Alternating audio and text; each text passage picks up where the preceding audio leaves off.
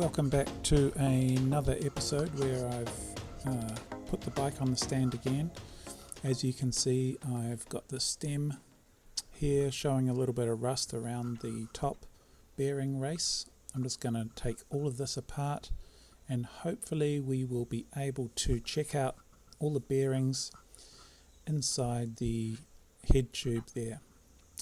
So I haven't really taken one of these apart, particularly in the past, so it's a bit of a surprise for me as well as for you.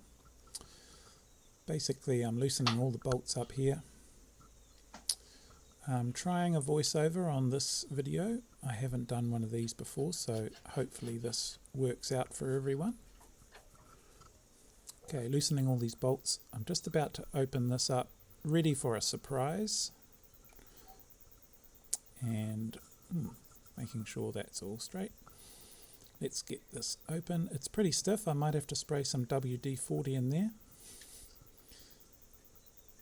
Don't know why it's so stiff, but I'll fill that up with a bit of lubrication. Now, go back in and then back out just to make sure it gets down all the threads.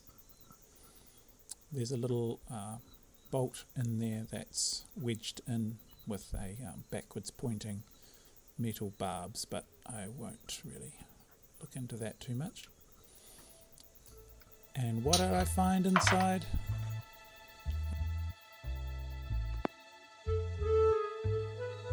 Just for the record here, this taking that cap off revealed a whole lot of interesting insects and disgusting.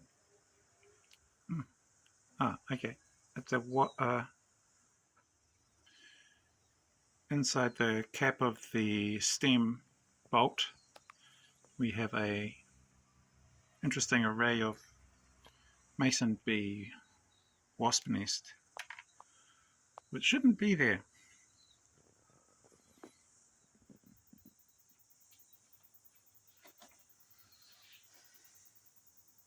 Yuck. Gross. It's going on the floor. I'll vacuum it up later. It shouldn't be there. Close your eyes and blow. Should be wearing safety glasses. Gross. Oh well, that comes off nicely, see.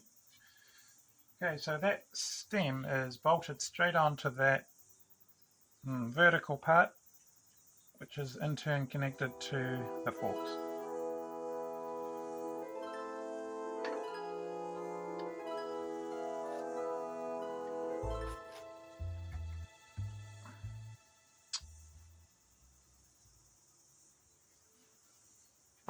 Encouragement here.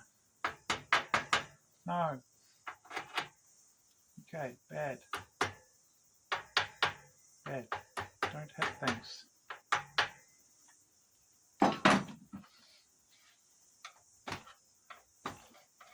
Don't hit things. Don't.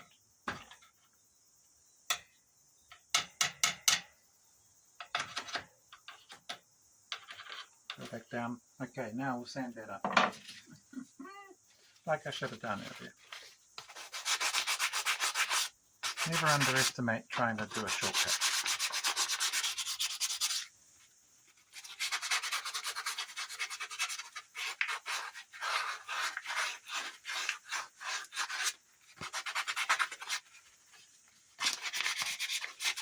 Try the shortcut and then realize you should have done something else.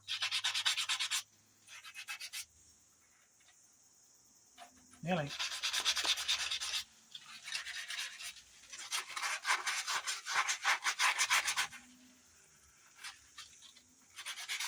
There's the problem child over this side, I think.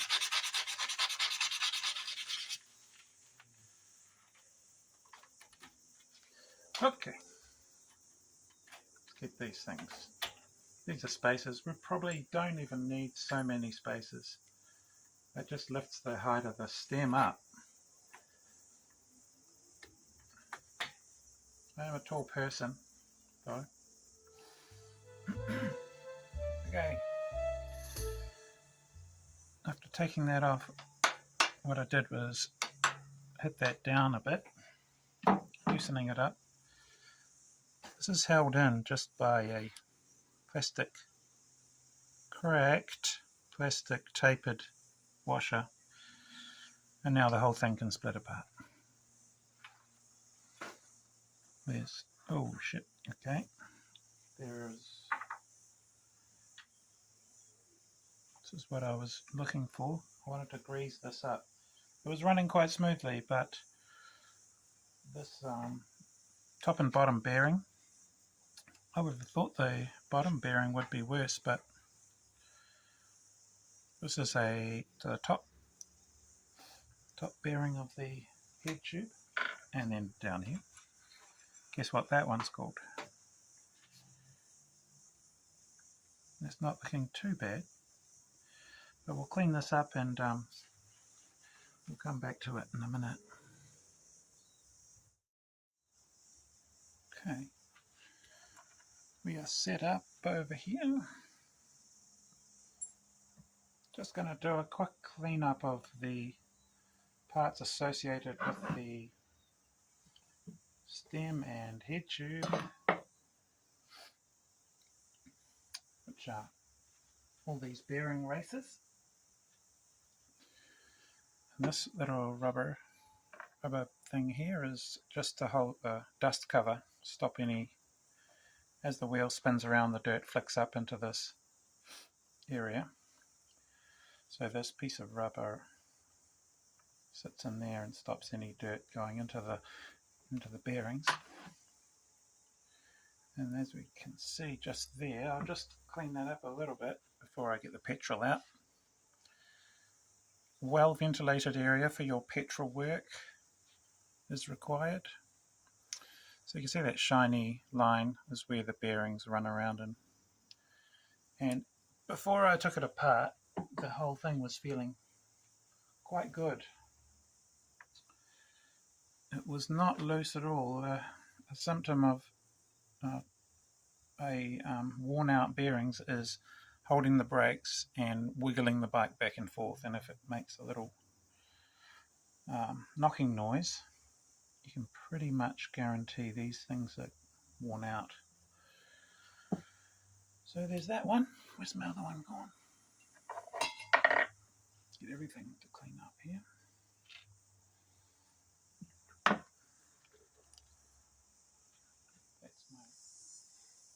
Okay, so I just thought I'd point out the sequence of how these all go back on.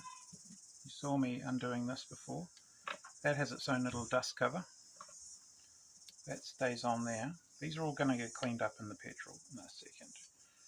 3 spacer rings. You can choose how many you have of those. This is the tapered lock nut. This is one of the bearing races. The bearing top.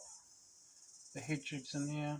Forks go between, bearing bottom, and then dust cap. Now let's get these washed up in petrol.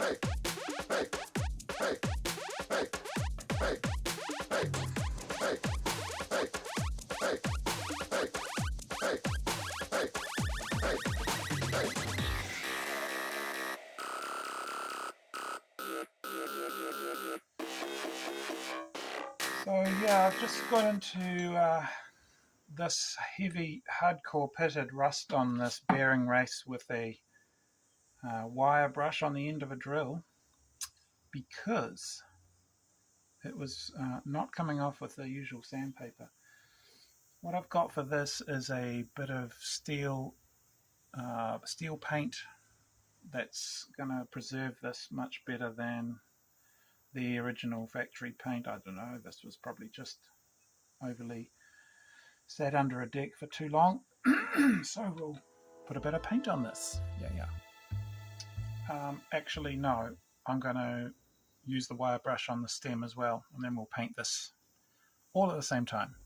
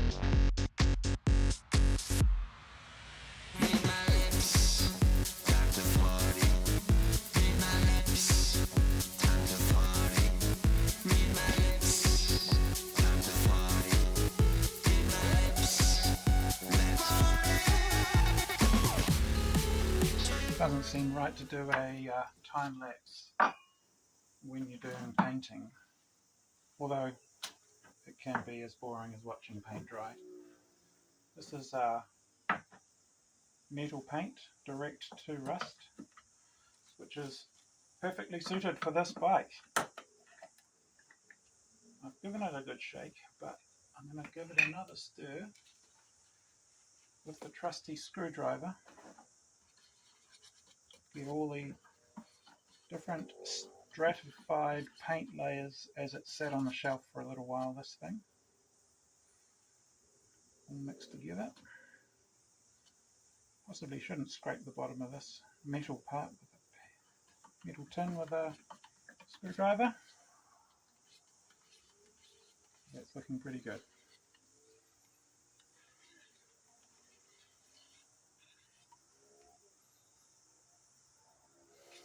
It's a hammered copper. As usual, I'm completely organised with a brush that I just happened to find on the bench randomly.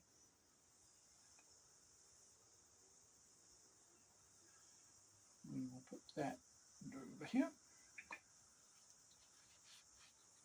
Clean screwdriver, beautiful. Okay, I'm going to just whack some paint on the heads of these bolts, but not get it inside the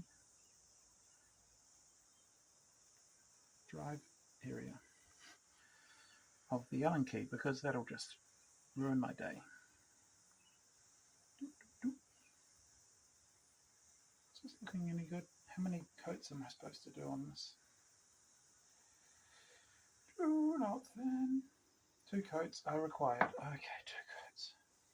You going to stick around for 2 coats, or do you want a time lapse? Okay, I'll do a time lapse. You got it.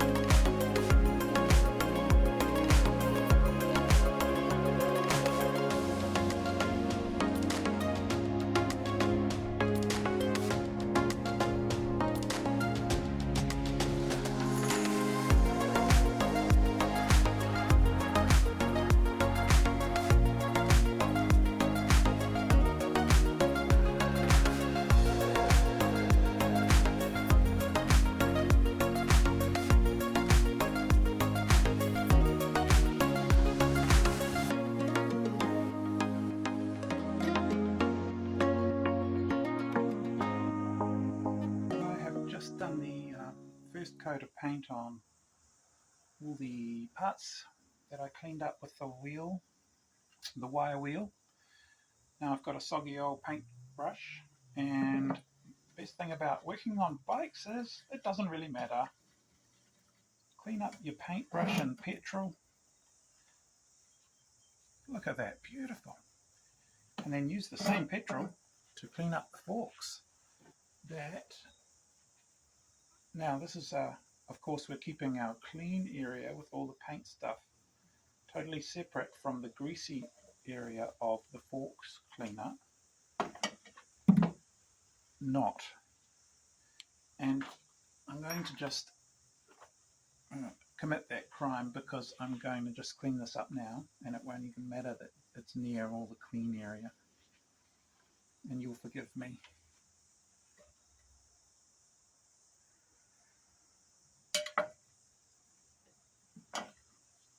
Before shot, that's the base race. I think I showed that before. It's a little bit greasy, but it could be greasier. It needs to be a lot more lubricated. Now that's the whole purpose of taking these forks apart. Check out the bearings, check out lubrication. You could, if needed, remove this bearing race from the forks head tube. But at this point, because I was quite happy how the bearings were working, there's a bit of pitting. I don't know if you can see that in the camera shot. Pitting is just a little bit of wear on the bearing race. But for a bike of, we're not doing up a vintage bike to 100%. We're just going to go forward and use the parts we have, because bicycle maintenance is all about using what you've got and repairing and maintaining and keeping on maintaining.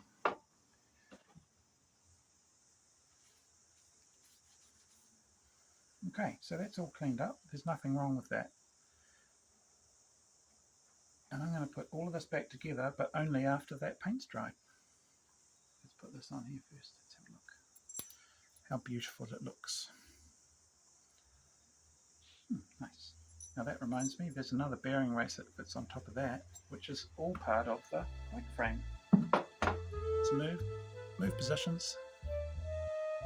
Just not moved positions at all, but I've moved the bike up so you can see. This is the bottom of the, okay, so just have a little quick look. These are the crank arms. So we're looking at the bottom bearing race outer. And inside there, even without touching it, you can already see the bearing surface is quite shiny. So we'll get a little bit of this petrol. Painty petrol now. Golden petrol.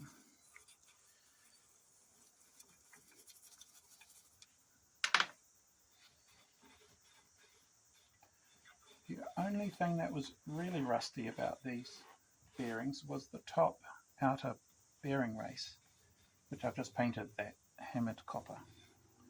These ones here don't look too bad. Although, should we paint them anyway so that everything's either silver or gold? That's a question. Look at that. Nice. I like it. Turning it around, we're going to have a look at the inner race of the top. Here we are. Now that was surprisingly the worst one. That was probably because that nest of mason bees was in the top there. We'll get a little bit of this first. Petrol's really good for your skin, by the way. Get your fingers into it as much as you can. It really hardens up around the fingernails.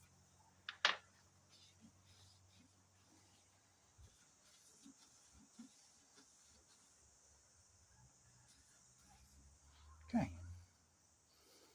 Again, we can see it's quite shiny in there.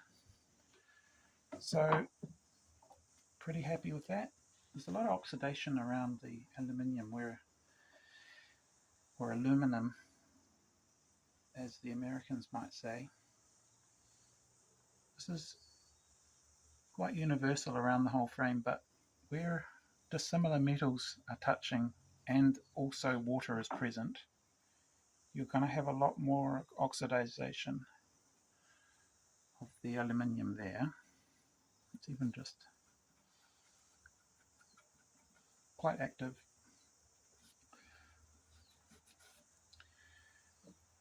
Nothing really to worry about, because aluminium will oxidize to a certain point and then stop.